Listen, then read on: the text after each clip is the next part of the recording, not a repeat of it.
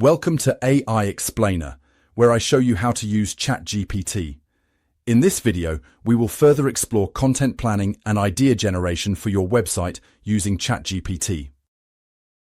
Let's say I have a travel brand focusing on mid-segment group travelers for singles in their 30s and 40s.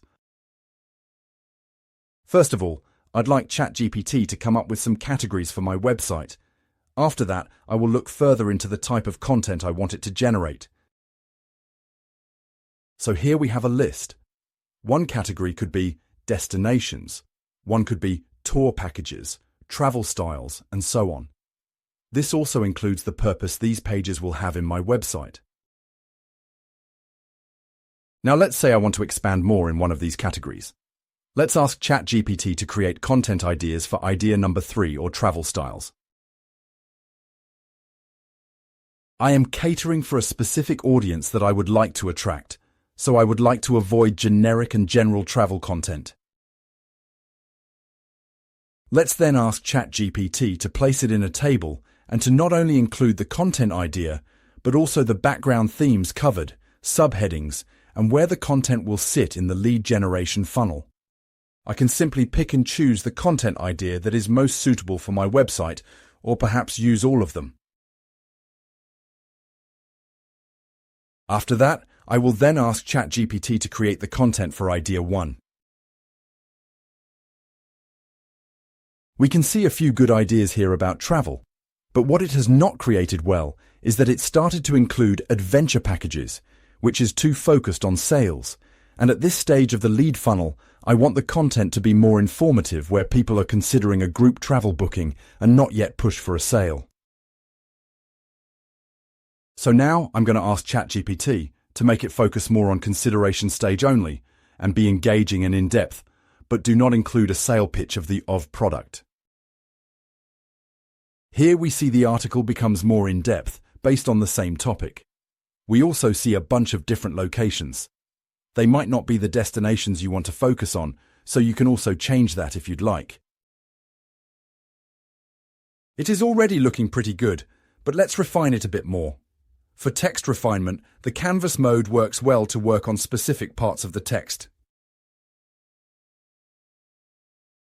Now that we're here, I can start highlighting things that I want to change and adjust. Or maybe ask ChatGPT to expand, like here in the second section. This way, I can keep on adjusting and refining things that I don't prefer until I find a version that I think is pretty good. Let's keep refining it, for the text to be more in-depth and informative, not focused on sales, and I also want it to be interesting and not generic.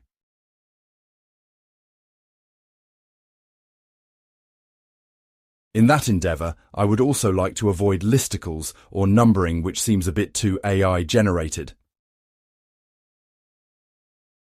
Keep in mind that you also need to read the output yourself to confirm it is suitable to use. Here's another in-depth prompt. Let's say that I don't like this line, or don't understand it, or feel it needs more clarification. I can simply highlight it and ask ChatGPT to explain it further. In this way, you can keep refining the outputs of the software.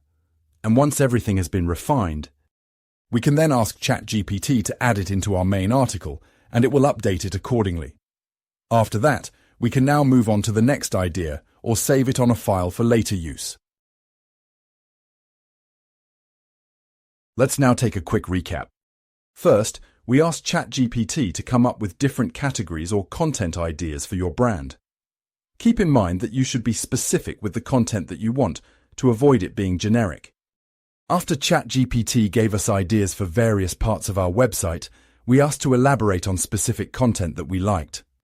We then proceed to ask ChatGPT to create a table for us, making it easier to choose what content suits our website.